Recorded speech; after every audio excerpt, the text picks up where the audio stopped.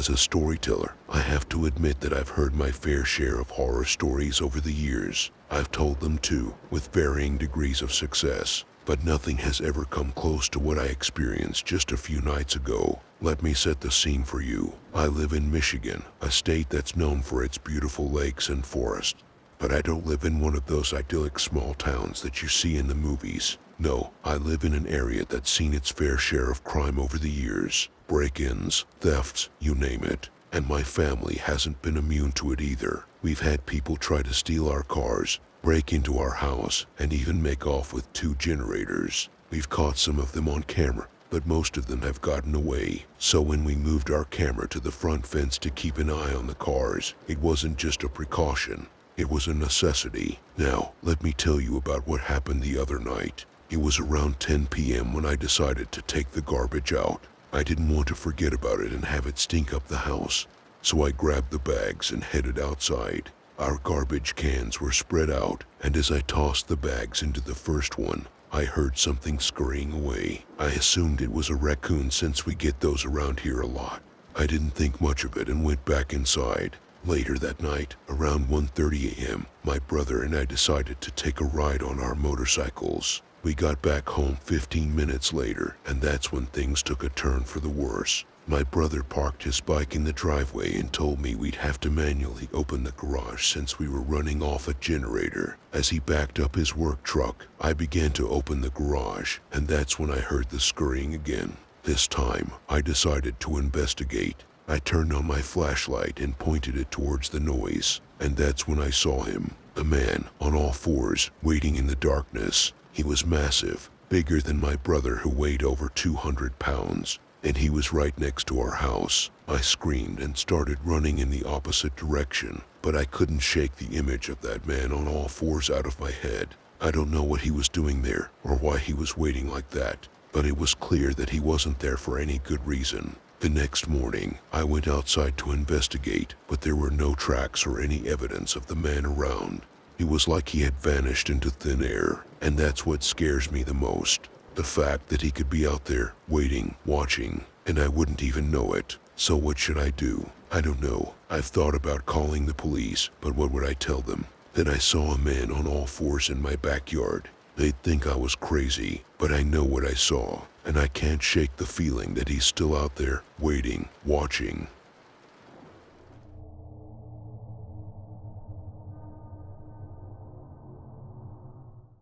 It was a dark, chilly night when the unthinkable happened. I was still living with my parents in rural Ohio, and I remember feeling a sense of unease every time I heard strange noises coming from outside.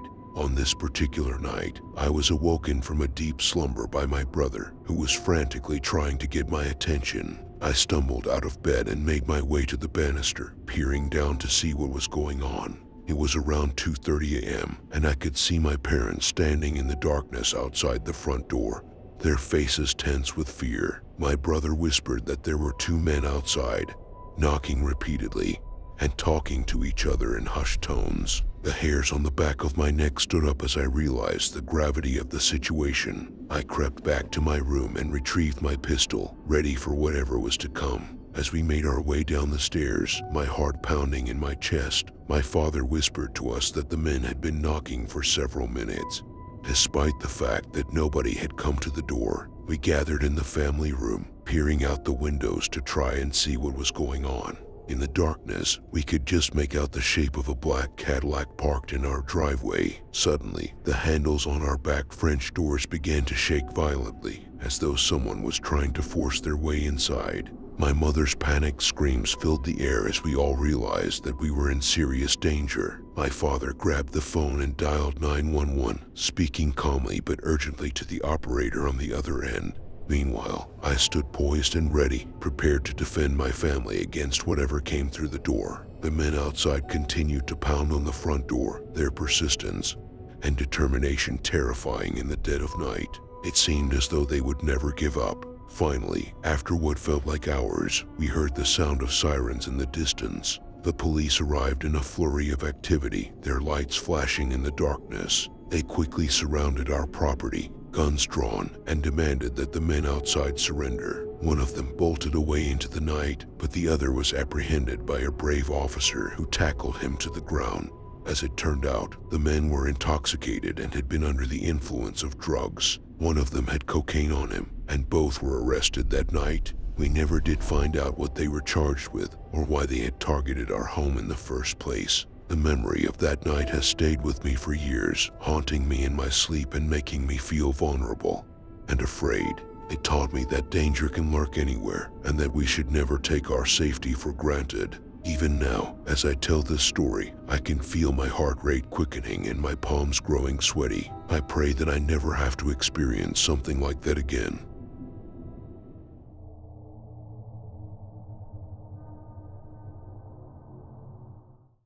I remember the day like it was yesterday. It was the day my innocence was taken, the day I came face to face with true evil. I was just a kid, only 12 years old. My parents had divorced, leaving me to deal with the constant back and forth between them. It was a burden no child should have to bear, but I did it because I had no choice. On that fateful day, my dad and stepmother showed up at our house unannounced. They had decided to take us to the fair, something I was excited about until they told me I had to babysit my niece. I protested, but my dad insisted, and so I was forced to take my niece along with us. At the fair, my dad and stepmother handed my sister, my stepbrother, and me $20 each and told us to go have fun. That would have been great if I didn't have a baby to look after. I did what I could to entertain my niece, but there was only so much you can do with a baby in tow. It was then that I noticed him, the man with the sinister stare. He was heavy-set, probably in his 40s, and he was watching us. There was something off about the way he was looking at us,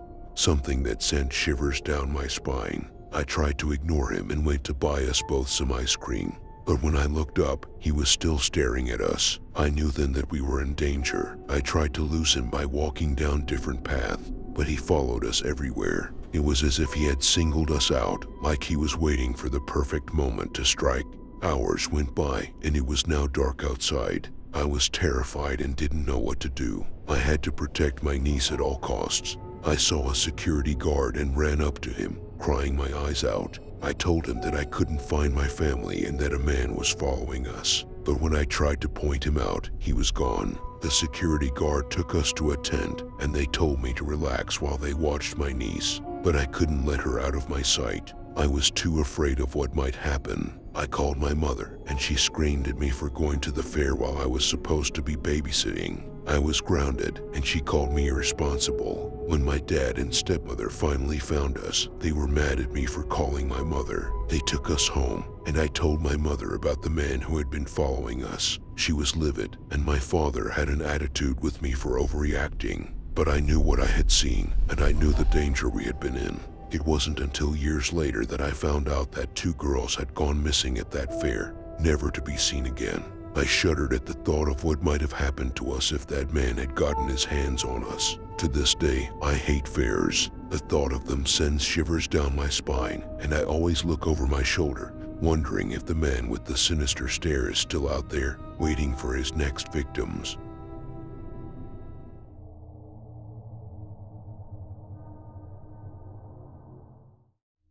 It was the year 2004, and I was just a teenager back then. We used to sneak down through a quiet area of scrub, over the dunes onto the beach to smoke weed. It was our secret spot, and we thought we were the only ones who knew about it. But one fateful night, something followed us down that path, something that we never could have imagined. The night was dark, and the moon was the only source of light. We made our way down the path, being as quiet as we could so as not to draw attention to ourselves. But then we heard a shuffling, rustling sound in the undergrowth near the path. We stopped moving, and the sound seemed to stop as well. We were frozen, not knowing what to do. After a brief pause, we decided to keep moving, but we heard the rustling sound again and this time noticed some bushes moving. We stopped and my friend whispered, "Holy shit, did anyone else see the trees move?" I whispered back, "I only saw the bushes move." We stood there frozen for a few beats. In my head I was weighing up the option to either continue on the path or leg it back home. We took a few more steps forward when we heard the sound like leaves crunching underfoot. At this point, I reached out and grabbed my friend's hand. thinking maybe we were being followed by someone. But then I noticed a putrid smell, something awful, like death. "What the fuck is that smell?" my mate whispered. His voice came out so small it frightened me even more. We stood there for what felt like an eternity until we heard a low growl sound coming from a few meters away. It was unlike anything I had ever heard before. Brush-tail possums are quite common to the area and are known to make a kind of grunting, coughing sound. But this was different, much lower and more menacing. It was like ⴰ with some strange catching T sounds at the end. Needless to say, we ran. We ran as fast as we could, and it sounded like a huge commotion of leaves crunching and branches shaking and crashing behind us as we ran. But reflecting on it with my adult hindsight, it definitely could have been us making all that noise. We never went back to that spot again, and would bring it up from time to time, trying to speculate what could have followed us that night. Our best theories were that it was just a bloody big possum or a person trying to scare us. But deep down, we knew it was something more, something sinister. The biggest issues we would argue over was why would a possum follow us, let alone down on the ground? And if it was a person, how did they make that sound? And what was the smell? And why didn't we hear any footfall? Maybe it was just a coincidence of events. A person following us, a nearby possum growling, and a nearby dead animal stink wafting over at just the right moment. But I know in my heart of hearts that it was something much darker, much more evil, something that we should never have encountered. And to this day, I still get chills when I think about that night. The night that something followed us down that path, something that we never should have seen.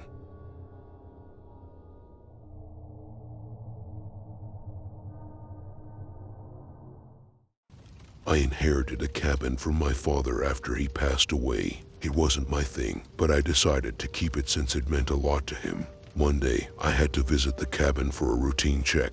I drove up during a storm and felt nervous when I arrived. I quickly realized the door was unlocked and a garbage bag was taped up on the kitchen door window. Someone had broken in. I checked around, made sure all the windows were locked, and loaded my dad's shotgun. That's when two men arrived, carrying rifles, and broke the windows of my car. I shot one of them with the shotgun and the other fired back a couple of times before fleeing with his injured partner. The experience left me traumatized. After that night, I felt the need to go back to the cabin. I had to face my fear and confront what had happened. When I arrived, it looked just as I had left it. However, as I walked around, I began to notice things that were out of place. The furniture was moved, and items were missing. I felt like someone had been living in the cabin, and it was not just the two men who had broken in during the storm. One night, I heard a noise outside the cabin. I had never been so afraid in my life. I grabbed the shotgun, opened the door, and found nothing. It was then that I realized the cabin was haunted. My father's spirit was trying to tell me something, but I couldn't figure out what. I began to see things that weren't there, like shadows moving on the walls and objects being misplaced. One day, I decided to investigate and began digging around the cabin. That's when I found a hidden room. It was a small room with a single light bulb hanging from the ceiling. The room was filled with old items, including an antique mirror, which caught my eye. As I approached it, I saw my reflection, but something was different. My reflection was not my own, and I could see the face of my father in the mirror. Suddenly, I was transported to a different dimension. The room had transformed, and I was no longer alone. I was surrounded by spirits. My father was there, along with other spirits who had once lived in the cabin. They were trapped, unable to move on to the next life. They begged me to help them, to free them from their eternal prison. I did everything I could to help them, but it was not enough. The spirits were too powerful, and they began to attack me. I was defenseless, and there was nothing I could do. As they dragged me away into the abyss, I realized the cabin was cursed. The spirits of the dead were forever trapped there, and no one could ever leave alive.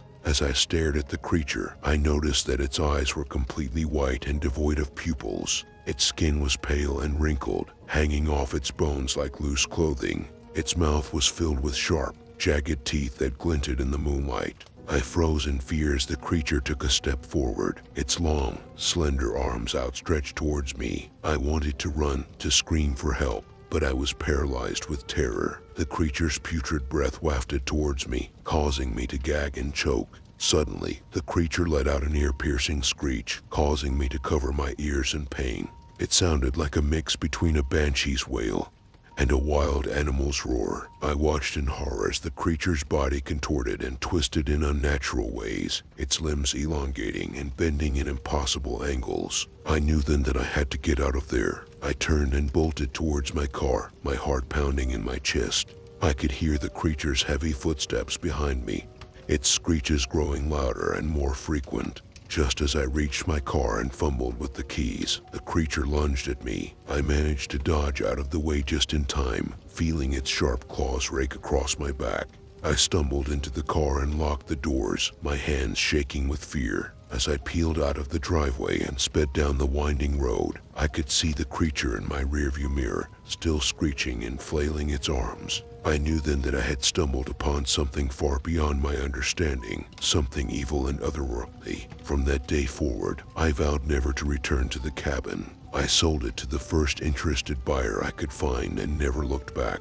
But to this day, I still have nightmares about that creature and the terror it brought into my life.